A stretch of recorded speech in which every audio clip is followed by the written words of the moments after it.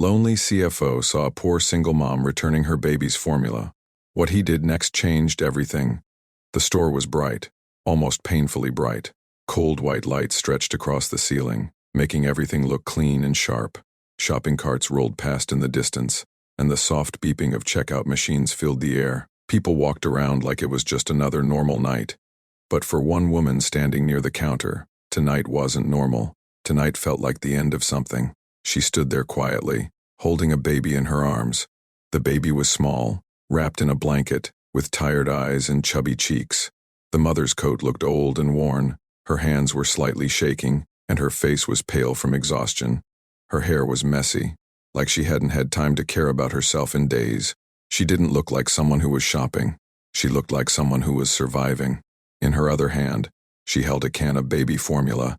It wasn't just a product. It wasn't just something off a shelf. It was food. It was comfort. It was the one thing her baby needed. And yet, she was pushing it forward as if she had no choice. Her lips trembled. She swallowed hard, trying to stay strong, but her eyes were wet, and her face was filled with quiet shame. He looked down at the formula can like it was proof that she had failed as a mother. Her baby made a soft sound, a weak little cry that didn't feel loud but somehow felt louder than everything else in the store. That cry broke her. She pulled her baby closer to her chest and whispered something under her breath, almost like a prayer. Her arms tightened around the child as if love alone could feed him. She wiped her cheek quickly, trying to hide her tears before anyone could see them. She didn't want pity. She didn't want attention. She just wanted to disappear, and that's when he saw her. Across the store stood a man in a dark, expensive coat. His hair was neatly styled, his posture was perfect, and everything about him screamed money. He looked like the kind of man who belonged in a boardroom, not a grocery store. A lonely CFO who made million-dollar decisions like they were nothing. He had a shopping bag in his hand, but he wasn't moving. He was staring. At first, he didn't know why he was staring.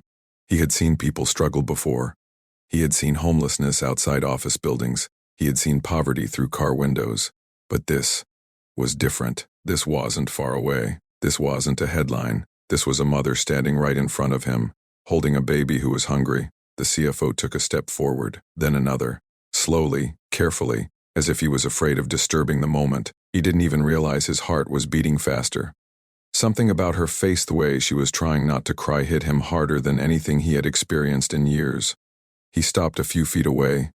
The mother noticed him and immediately wiped her tears again, turning her face slightly, like she didn't want him to see her. She looked down, ashamed, and tried to act like everything was fine. He cleared his throat softly. "Excuse me," he said. Her body stiffened. She held the baby tighter. "I am just returning this," she said quickly, her voice shaky. "I bought the wrong one. I don't need it." But the lie was obvious. The CFO glanced at the baby. The child looked tired and hungry. His little mouth moved like he was searching for something. The CFO's eyes softened, and his chest tightened with a pain he couldn't explain. He hesitated, then asked quietly, "Was there really no other way?" The mother forced a weak smile, but it wasn't a real smile. It was the kind of smile people use when they are trying not to break down. "No other way?" she repeated, almost laughing at the question. "I ran out of ways a long time ago." She looked down at her baby again, her voice dropping into something barely audible. "I'm a single mom," she admitted, as if she was confessing a crime. "I tried, I really tried, but rent, bills, everything, it swallowed me whole." Her eyes filled again. "And today, I had two choices," she continued. "Either I keep my baby hungry, or I ask someone for help and lose my dignity." She paused, breathing hard, fighting tears. "So I chose to keep my dignity." Those words landed like a punch. The CFO felt frozen. His entire life, he had watched numbers rise and fall. He had watched stocks crash and rebuild. He had signed papers that moved millions of dollars in seconds. But he had never witnessed something like Thisomyone, choosing dignity over food for their child. He wanted to reach into his wallet immediately. He wanted to fix it with money, the way he fixed everything else. But he knew she would refuse. He could see it in her eyes. She wasn't weak. She was exhausted, but she was proud. The CFO took a slow breath and spoke gently. "Please don't return it," he said. Her eyes widened. "No, I can't take charity," she whispered quickly. "I'm not begging." He shook his head. "I'm not giving you charity." She stared at him, confused. He swallowed hard. His voice got quieter, heavier. I've spent my entire life buying things, he said. Cars, houses, status, power. I've bought everything money can buy. He looked at her baby again. But I've never seen a mother cry while trying to feed her child. His words trembled, and I can't unsee it. The mother's eyes filled again. Her lips parted, but she couldn't speak. The CFO reached into his pocket and pulled out a business card. He didn't shove it into her hand. Instead, he gently slid it under the can of formula, like he didn't want to insult her. Keep the formula, he said, and if you ever feel like you're about to fall apart again, call this number. Her hands shook as she stared at the card. I don't even know you, she whispered. The CFO gave a sad smile. That's the problem, he said. I don't think I know myself anymore either. That sentence hit her like a wave. For the first time, she truly looked at him, not his coat, not his watch, not his expensive look, but his face. And she saw something she didn't expect. Pain, loneliness, the kind of loneliness money can't touch. Her baby made another soft sound, not loud, just enough to remind her why she was here, why she had swallowed her pride, why she was standing at this counter trying to return the only thing her child needed. Her strength collapsed. She grabbed the formula can and held it close, like it was the most valuable thing in the world. Then she broke down. Tears poured down her face, and she didn't even try to hide them anymore. The CFO stood there quietly, not speaking, not judging. He didn't look away. He didn't act uncomfortable. He simply stood there and let her cry, as if her tears were something sacred. Between sobs, she whispered, "Every night I pray my baby doesn't suffer." She looked down at her child. But sometimes I feel like God must be disappointed in me, because I can't even afford to feed him. The CFO's eyes turned red. Don't say that, he whispered. You're not failing. His voice cracked. You're a mother. And a mother is never a failure for trying.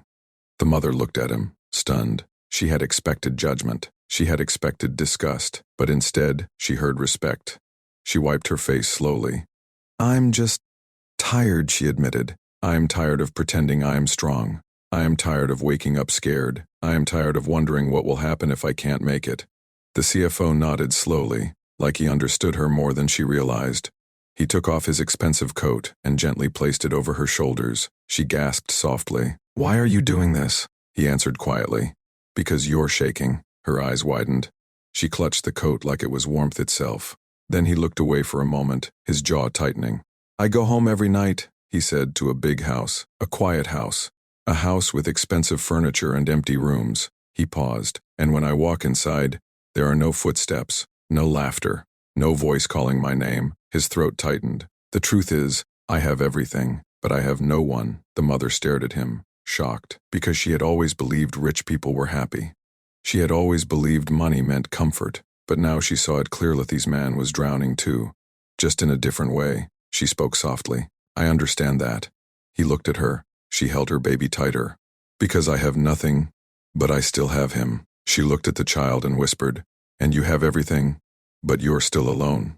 The CFO closed his eyes for a second. That truth hurt, but it also felt real. The most real thing he had heard in years. A silence fell between them. The store was still busy around them, but it didn't matter. It felt like the world had stopped just for this moment. Then the CFO spoke again, gently. If you need help getting home, he started. She shook her head quickly. No, I can handle it, but he interrupted. His voice calm but firm. I'm not trying to control you. I'm not trying to save you. He looked at her baby. I just don't want you to go through tonight scared. The mother's eyes filled again. She nodded slowly, as if her heart was finally allowing herself to breathe. Thank you, she whispered. But that thank you wasn't just a word. It was a prayer. It was a piece of her soul. The baby rested his head on her shoulder, growing quieter, calmer, like he could feel the safety in the air, like he knew he wasn't going to be hungry tonight. The mother kissed her baby's forehead. The CFO watched, and something deep inside him shifted. For the first time in years, he didn't feel like a machine. He didn't feel like a title. He didn't feel like a man made of money. He felt human. Before leaving, he turned back toward her and asked quietly, What's your baby's name? The mother hesitated. Her voice became small. I never got the chance to choose one properly, she admitted. Life has been too fast, too hard. The CFO's heart broke all over again. He nodded slowly. Then choose one tonight, he said. Give him a name that means something. The mother looked down at her baby. She held him close and whispered softly, almost like she was speaking to God. "Hope," she said. Her voice shook. "His name will be Hope." The CFO's eyes filled instantly. Hope. That wasn't just a name. That was her message to the world.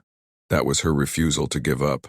He gave her a small smile, the first real smile he had felt in a long time. She looked at him and asked softly, "What's your name?" The CFO paused. Then he whispered, "I'm just a lonely man." The mother shook her head gently. "No," she said, "not after tonight." The CFO stood there for a moment, unable to speak. His chest felt heavy, but in a strange way, it felt lighter too. He nodded once, then slowly turned and walked away. But his steps weren't empty anymore, because tonight, he didn't just witness a mother's struggle. He found a reason. And the single mom, as she walked out of the store holding her baby in the formula, with the CFO's coat around her shoulders, felt something she hadn't felt in a long time. Warmth, not just on her body, but in her heart. Because sometimes, one small moment, one unexpected kindness, can change two lives at once. A mother's life, a lonely man's life, and a baby named Hope.